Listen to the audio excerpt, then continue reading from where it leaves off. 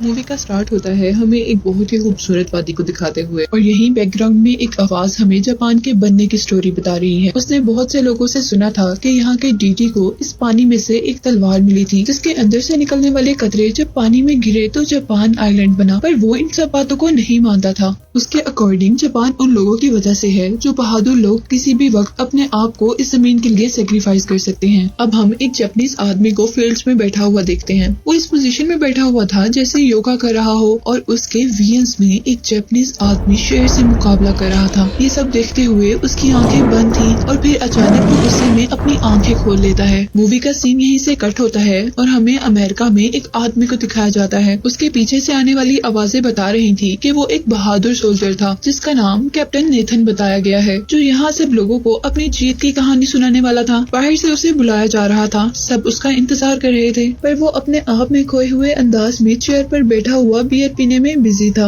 अब नेथन के बारे में बताने वाला आदमी उसके पास आता है और उससे कहता है कि मैं तुम्हारी इन आदतों से तंग आ चुका हूँ और कल से तुम काम पे मत आना और ये तुम्हारी आखिरी परफॉर्मेंस होगी। जिससे हमें पता चल रहा था कि नेथन अब एज अ परफॉर्मर काम कर रहा है और वो लोगों को एंटरटेन करने के लिए अपनी ही स्टोरी सुनाता है। जबकि काम से निकाल दिए जाने के बाद आज उसकी लास्ट परफॉर्मेंस है और अब वो स्टेज पर जाकर कहानी सुनाना शुरू करता है। वो बताता है कि मेरे हाथ में जो गन है इसने बहुत से मुल्कों को जीतने में हमारी मदद की है और साथ ही वो अपने साथ मरने वाले सोल्जर्स की भी स्टोरी सुनाता है। और फिर अचानक वो ये बताना शुरू कर देता है कि उसकी गन कैसे काम करती है। सब लोग एकदम से शॉक हो गए थे क्योंकि नेथन अब अपनी गन लोड कर रहा था और गन लोड करने के बाद वो इधर उधर अपनी गन को चला भी देता है, ये सोचे बगैर कि वो यहाँ पर किसी भी आदमी को लग सकती है। लकीली किसी को भी कुछ नहीं होता और नेथन क्राउड में अपनी गन फेंकता हुआ वहाँ से बाहर चला जाता है। नेथन की बैकग्राउंड स्टोरी ये थी कि वो एक अमेरिकन सोल्जर था जो कि इंडिया में ब्रिटिश गवर्नमेंट के साथ था और उसने अपने कैप्टन के कहने पर कुछ बेकसूर इंडियंस को मार दिया था, जिसका रिग्रेट उसे आज भी था। इसीलिए उसने अपनी आर्मी से जॉब भी छोड़ दी थी और अब वो एज ए परफॉर्मर काम कर रहा था, लेकिन आज उसे यहाँ से भी निकाल दिया गया था। अब यहाँ वो जैसे ही उस बिल्डिंग से बाहर निकलता है तो उसे एक बूढ़ा आदमी मिलता है जो उसे देखते ही क्लैप करना शुरू कर देता है। नेथन शायद उस ओल्ड मैन को पहचान गया था और वो उसे देखकर सोचता है कि क्या ये आज तक जिंदा है। वो ओल्ड मैन बहुत ही फ्रैंक वे में नेथन के गले में हाथ डालता है और उसे साथ लेकर चलते हुए एक जॉब ऑफर करता है। अब नेथन उससे जॉब के बारे में पूछ रहा था कि वो जॉब है कैसी, लेकिन वो ओल्ड मैन सिर्फ इतना ही कहता है कि ये जॉब खास तुम्हारे लिए ही बनाई गई है। और अब वो ओल्ड मैन उसे लेकर एक रेस्टोरेंट में आता है। रेस्टोरेंट में उसे अपने पुराने कैप्टन के साथ साथ जो कि अब कर्नल था, एक जापानीज कर्नल को भी दिखाया जाता है और उसे यहाँ पर इसलिए बुलाया गया था कि जापानीज कर्नल चाहता था कि नेथन उनके सोल्जर्स को ट्रेनिंग दे, जिस काम के लिए उसे बहुत से पैसों की ऑफर की गई थी। नेथन एक मिनट के लिए वहाँ से उठकर चला जाता है और अब अमेरिकन कर्नल उसके पीछे आकर पूछते हैं कि बुराई क्या है, कितनी अच्छी तो जॉब है। और वो कहता है कि मैं $500 के लिए किसी बेकसूर को नहीं मार सकता, लेकिन हाँ शायद मैं तुम्हें मारने के लिए एक पैसा भी ना लूं। और यही कहते साथ वो जॉब भी एक्सेप्ट कर लेता है। जिसके बाद हम नेथन को अब जापान के सी पोर्ट पर देखते हैं जहाँ उसे एक ब्रिटिश ट्रांसलेटर मिलता है। वो उसे बता रहा था कि जापान के प्रेसिडेंट ने जापान की प्रोग्रेस के लिए दूसरे मुल्कों से जापान में बहुत से आर्किटेक्ट्स, इंजीनियर्स, डॉक्टर्स बुलाए हैं और अब वो जापान के लिए एक अच्छी आर्मी बनाना चाहते हैं और उस आर्मी के सोल्जर्स को ट्रेनिंग देने के लिए उन्होंने कई मुल्कों से वॉरियर्स बुलाए हैं, जैसे एक तुम हो। अब नेथन को जापानीज प्रेसिडेंट के पास लेकर जाया जाता है जो कि उसका इस जॉब को एक्सेप्ट करने के लिए बहुत ज्यादा थैंकफुल था।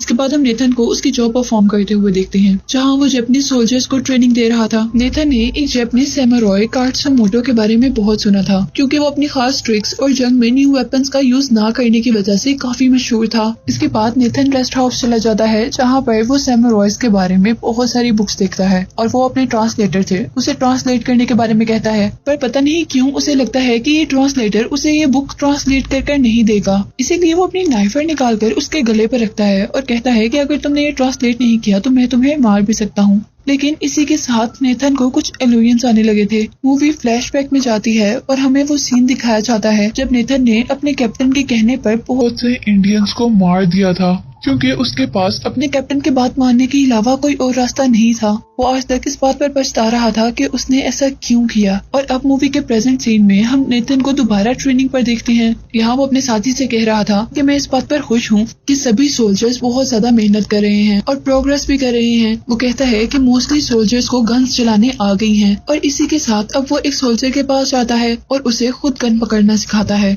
इसी सब के दौरान वहाँ पर जापानीज कर्नल आकर उसे बताते हैं कि जापानीज सैमुराई जापानीज गवर्नमेंट से बगावत कर रहा है। हम उसके एरिया में ना तो फ्रीली जा सकते हैं और ना ही फ्रीली मूव कर सकते हैं। कर्नल चाहते थे कि वो लोग सैमुराई से लड़ें और उस स्पेसिफिक एरिया को क्लियर करवा दें जहाँ पर उन्हें रेलवे ट्रैक बनाना था। पर नेथन का कहना था कि अभी तो हमारे सोल्जर्स बिल्कुल भी रेडी नहीं है। पर कर्नल जिद पर अड़ जाता है और कहता है कि सैमुराइज के पास एक भी राइफल नहीं है, उनके पास सिर्फ बोस एंड एरोज हैं जिनसे वो हमारा मुकाबला नहीं कर पाएंगे। और यहाँ नेथन कहता है कि हमारे सोल्जर्स तो डिफेंस और अटैक के लिए भी तैयार नहीं है। और अपनी बात को प्रूव करने के लिए अपनी जान को खतरे में डालकर वो एक सोल्जर से कहता है कि मुझे गोली मारो, नहीं तो मैं तुम्हें मार दूंगा।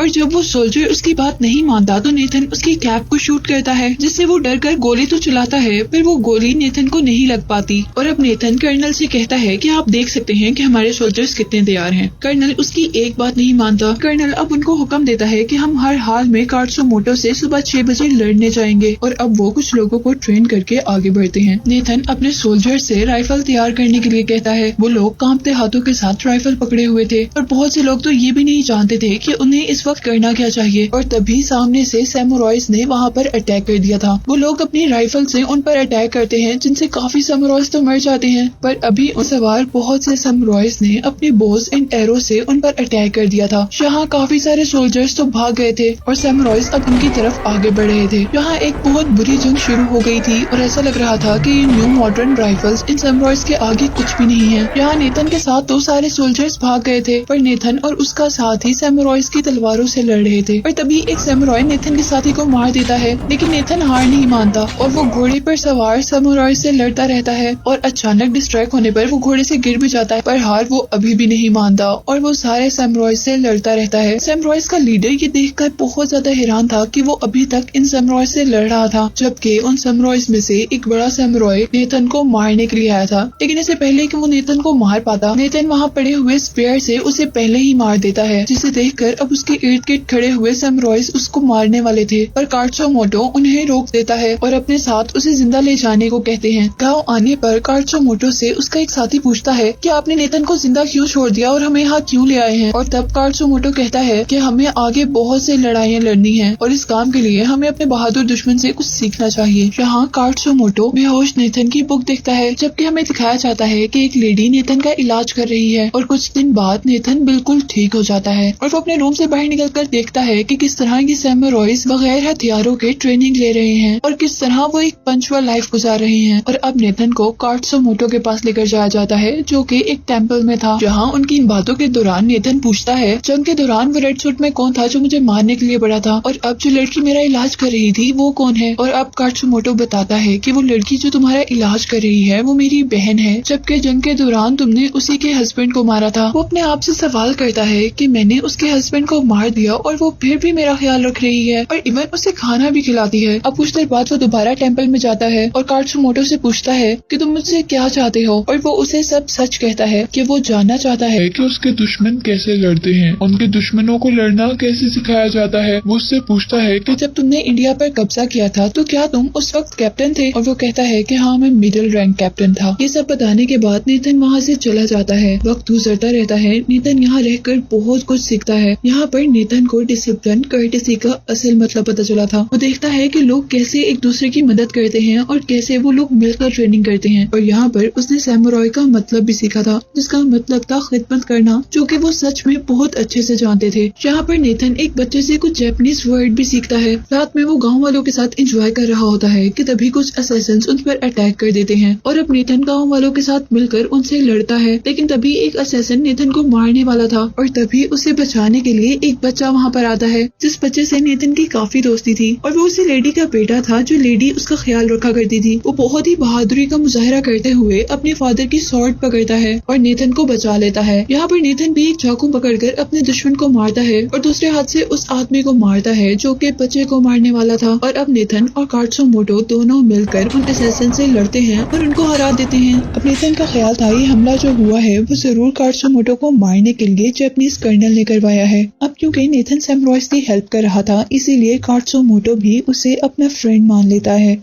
और जब कात्सुमोटो और नेथन बातें कर रहे होते हैं तो कात्सुमोटो उसे बताता है कि अगर जापान के प्रेसिडेंट चाहते हैं कि वो उसको मार दें तो वो आसानी से अपनी जान दे देगा और ये गांव भी छोड़ देगा। लेकिन तब नेथन कात्सुमोटो को बताता है कि असल में प्रेसिडेंट सैम रॉयस के खिलाफ नहीं है, जबकि उनको ये सब करने पर जापानीज कर्नल ओकोमोरा फोर्स कर रहा है। और इसी के साथ कात्सुमोटो कहता है कि हम रिबल नहीं है, अगर प्रेसिडेंट हमें कहे कि हम लोग ये गाँव छोड़ दें तो हम ये गाँव छोड़ देंगे। इसके बाद हम देखते हैं कि सैम रॉयस ने नेथन को छोड़ दिया था और अब वो इस ट्रेनिंग कैंप में था जहाँ पर वो लोगों को ट्रेन करने के लिए पहले लाया गया था। जबकि दूसरी तरफ हम कात्सुमोटो को प्रेसिडेंट से मिलते हुए देखते हैं, जहाँ कात्सुमोटो नोटिस करता है कि असल में प्रेसिडेंट बुरे नहीं है और जापान में जो मॉडर्न चीजें इंट्रोड्यूस करवाई जा रही हैं वो भी प्रेसिडेंट के कहने पर नहीं करवाई जा रही। और क्योंकि प्रेसिडेंट बहुत यंग है इसीलिए लोग उन्हें प्रेसिडेंट तभी मानते हैं जब वो लोगों की बात माने। और अब प्रेसिडेंट कात्सुमोटो से पूछते हैं कि मुझे लोगों को बचाने के लिए क्या करना चाहिए, जिस पर कात्सुमोटो का कहना था कि हमें यहाँ पर आजादी से रहने दिया जाए। इसके बाद हम नेथन को देखते हैं जो कि जापानीज कर्नल ओकोमोरा के पास था। ओकोमोरा उससे पूछता है कि सैम रॉयस कैसे रहते हैं, उनको कैसे ट्रेनिंग दी जाती है, क्या तुम हमें उनके बारे में कुछ बता सकते हो। और नेथन उन्हें कुछ भी बताने से इनकार कर देता है, ये कहकर कि मैं तो एक कैदी था। अब ओकोमोरा नेथन को एक और ऑफर करता है जिसमें अभी भी उसे जापान की आर्मी को लीड और ट्रेन करना था। इस काम के लिए अब उसे और भी ज्यादा पैसे ऑफर किए जा रहे थे, लेकिन नेथन वहाँ से उठकर चला जाता है, जिस पर ओकोमोरा को शक होता है कि नेथन सब कुछ जानता है और वो अपने आदमियों से कहता है कि नेथन को फौरन मार दिया जाए अगर वो किसी भी सैम रॉयस से मिलता हुआ नजर आएगा। यहाँ अब हम देखते हैं कि जापानीज प्रेसिडेंट ने कात्सुमोटो की बात मानते हुए सैम रॉयस को फ्रीली हर जगह रहने की इजाजत दे दी थी। और हम उनको अब टोक्यो में भी देखते हैं जहाँ कात्सुमोटो अब जापानीज कौंसिल का एक पार्ट था।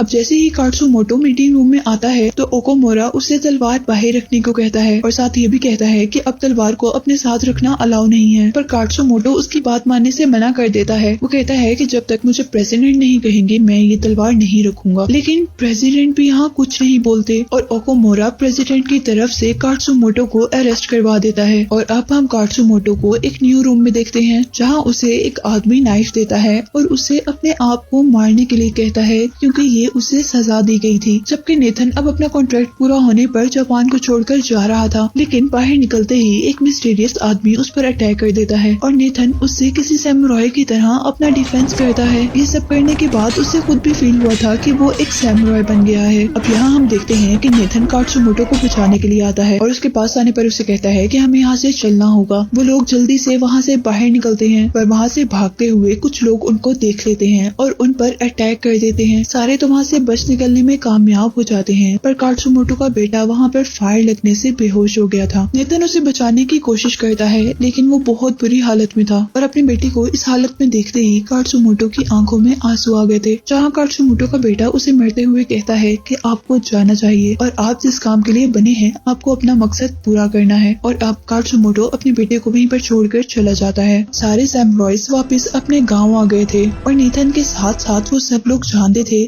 कि अब यहाँ पर एक बहुत बुरी जंग होने वाली है और सारे विलेजर्स अब मिलकर उस जंग के लिए तैयारी शुरू कर देते हैं। कात्सुमोटो इस वॉर को लेकर बहुत ज्यादा परेशान था और यहाँ नेथन कात्सुमोटो को पर्शियन वॉर के बारे में बताता है जहाँ सिर्फ 300 सोल्जर्स ने बहुत ही बहादुरी से अपने इलाके और अकल का इस्तेमाल करते हुए हजारों एनिमीज को हराया था और अब उन्हें भी यही करना था। नेथन कात्सुमोटो से कहता है कि हमें अपने दुश्मनों को इतना करीब लेकर आना होगा कि हम उन लोगों से आसानी से अपनी तलवारों से लड़ सकें और उनकी गन्स का मुकाबला आसानी से कर सकें। और वो लेडी जिसका नाम टाका है जो नेथन का बहुत अच्छे से ख्याल रखा करती थी, वो नेथन से कहती है कि ये मेरे लिए ऑनर की बात होगी कि तुम जंग में वो ड्रेस पहनो जो मेरे हस्बैंड का था। और इसके बाद हम लोग उन्हें बैटलफील्ड के अंदर लड़ाई के लिए तैयार देखते हैं जहाँ पर वो बहुत थोड़े से थे जबकि उनके मुकाबले में हजारों सोल्जर्स थे। ये कैप्टन ये देखकर हैरान था कि नेथन सैम रॉयस के साथ मिला हुआ है और नेथन उसके जवाब में सिर्फ इतना ही कहता है कि मुझे अच्छा लगेगा अगर हम जंग के दौरान मिले। अब जंग शुरू हो गई थी। यहाँ पर जापानीज आर्मी के पास बहुत से कैनन्स और गन्स थी जबकि सैमुराइज के पास ऐसा कुछ भी नहीं था।